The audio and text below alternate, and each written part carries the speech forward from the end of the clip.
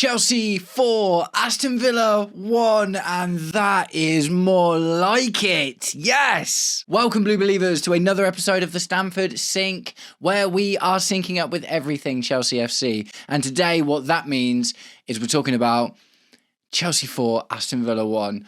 Whoa, this one warmed my cockles after the cold shores that Chelsea fans have been lambasted on for the last, the last three results. Really not gone our way at all. Burnley, Leeds, the Arsenal loss, do you know what I mean? We felt like we were starting to maybe slip back in to that, that kind of problematic area that we've been in, but we scored 4 goals against Aston Villa today, which is massive, especially considering how close we are to them in the table in the grand scheme of things, and no red cards. Excellent performance, scary, we're going to get into it all in a minute, but excellent performance, dominant, and ultimately no red cards. So, you know what I mean? It's just like this, it's just good, isn't it? It's just good. But guys, before we properly get into the video, if you are enjoying the content and would like to see more, please do me the distinct honour of liking and sharing the video, subscribe to the channel, or just roast me in the comments, whatever gets you through your day. Right, so we'll talk about the lineup and then we'll get into player performance and all of the general lovely good things. Wow, I can't wait to talk about Joeo Pedro today. Right, so lineup, surprise, surprise, Philip Jorgensen starts in goal. I did not like that. I'm not gonna lie to you, I did not like that. That's instantly said to, obviously, Philip Jorgensen started and Sanchez was on the bench. So what that instantly said is Liam Rosinia is not happy with how Robert Sanchez played with the ball at his feet, because this was a massive game. This was a massive, massive game. Now, if I've missed something and Robert Sanchez is carrying a niggle or something, let me know in the comments, man. 100% get down there and tell me. But from me not knowing that information, seeing Philip Jorgensen starting and Rob Sanchez on the bench, I'm like, oh no. That means Sanchez's shot-stopping ability is being sacrificed for the ability to play with the ball at his feet so we can build up the way that we like. Right back, Malo Gusto, Wesley Fofana and Trevor Chalobah making up the centre of defence. Joao Hato at left back, replacing the injured Mark Cucurella, who actually came on in this game, so he's not injured anymore, but Joao Hato still got the start.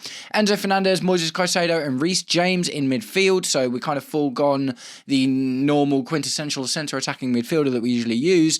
Cole Palmer on the right, Alejandro Garnacho on the left, who had a good game, and Joeo Pedro up top. Whoa, mate, Joeo Pedro in this game, he was so good.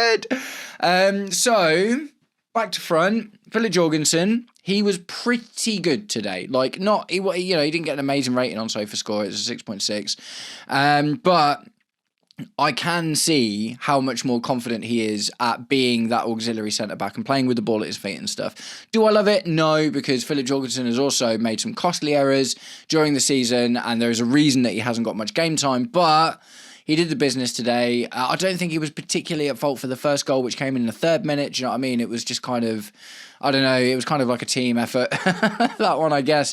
But, at the end of the day, he made a lot of good saves. He played well out from the back and didn't have a phenomenal game, but allowed, I guess, from Rosinia's point of view, allowed the team to play in the way that he wants.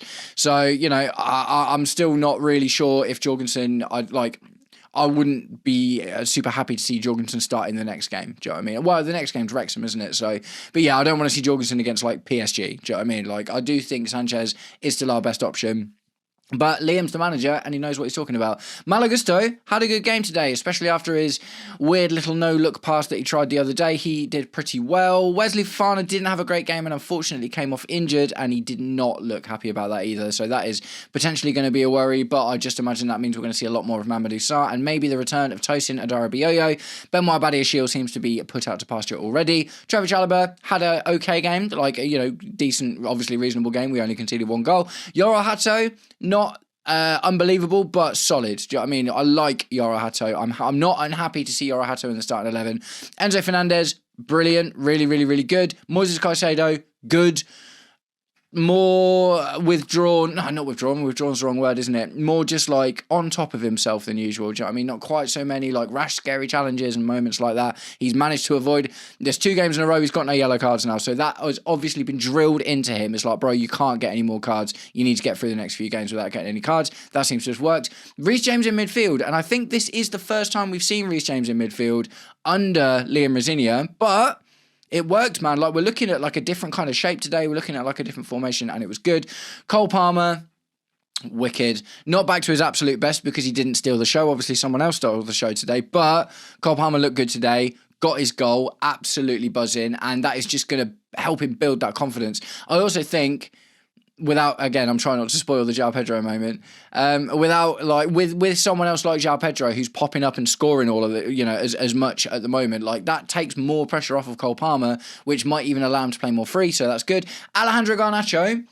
Good performance, really good performance from Alejandro Garnacho today. Didn't seem to get bullied quite as much as he normally does. That one of the assist that he got, was like such a lovely woof. Like it was quite Jamie Gittins-esque actually. Jamie Gittins has got a few assists like that. But yeah, Alejandro Garnacho, good game today, and Joao Pedro, this guy. Do you know what? I'm going to check. Right, so Joao Pedro has now scored 17 goals this season and got 5 assists. That is, I think, exactly what Nicholas Jackson got in his first season in all competitions.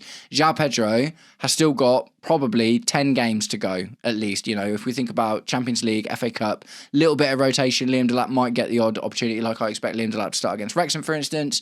But Joao Pedro has already matched Nicholas Jackson's tally in his first season. Nicholas Jackson has been our best striker for the last however many years. Do you know what I mean? He's better than Timo Werner and Kai Havertz and all. He did better than Romelu Lukaku when he was here. So Joao Pedro is now the best striker we've had for a while.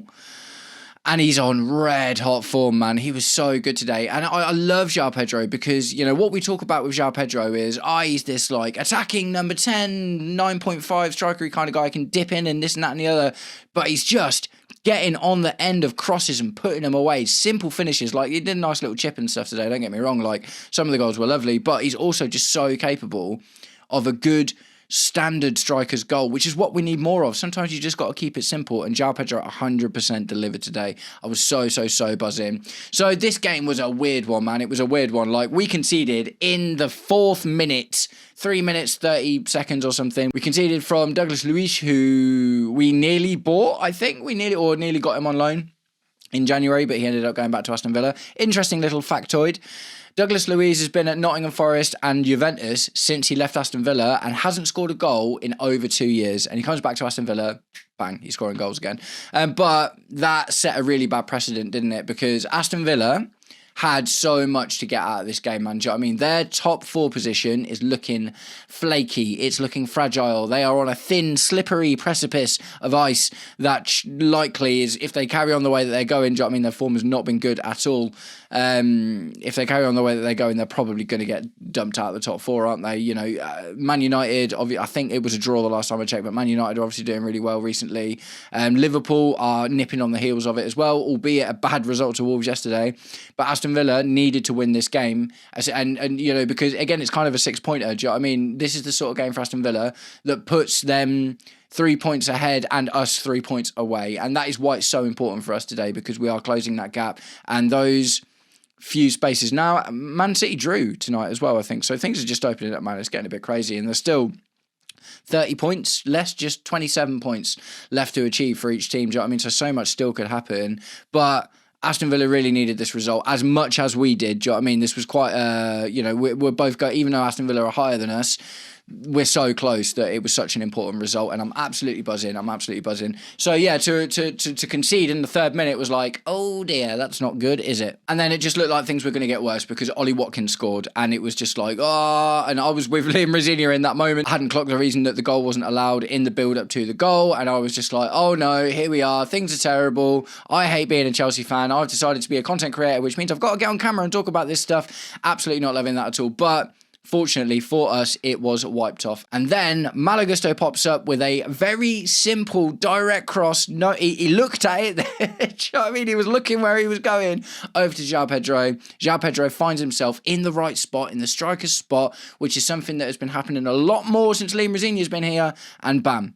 Goal. Wicked. Right, okay, it's a game again. Next up, Enzo Fernandez with a great assist for Joao Pedro, who just continues to bang them in. And then after that, Joao Pedro assists Cole Palmer, and it's scenes, mate. It's scenes. It's exactly what you want to see, isn't it? Joao Pedro and Cole Palmer helping each other get the best out of each other. Joao Pedro on red-hot form. Cole Palmer building back to his best. Absolutely phenomenal. I love it. And then Garnacho gets involved with a lovely assist for Joao Pedro as well. So Oh, Goose Fraba, Goose Fraba. I was worried about today, man. I was really, really worried about today. Like, a couple of you guys in my comments have been like, if we lose against Aston Villa, the league's done, or the Champions League is done. We ain't got no chance or whatever. But today keeps the fire of hope alive, right? It absolutely keeps it alive. And when you look at the results that are going on around us, there are so few points between the positions that we're fighting for. Unfortunately, it's probably going to go down to the last day, isn't it? That's the truth. Like it did last season when we had that game against Nottingham Forest.